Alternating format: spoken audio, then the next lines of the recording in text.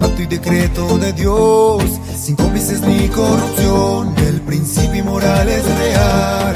Guardadores de la ley, por mandato y decreto de Dios, todos juntos con él va contra la corrupción.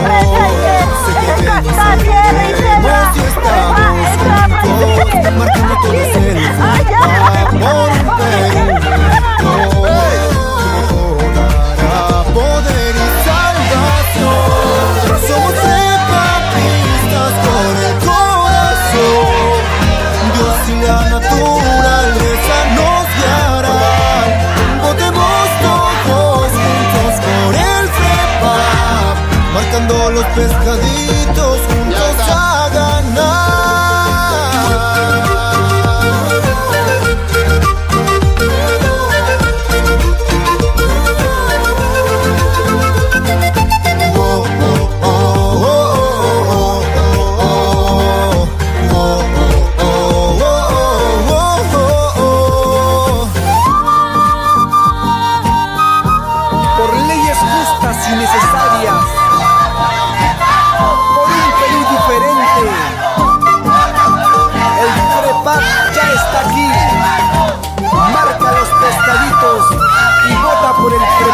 Marcando todos el FREPAP.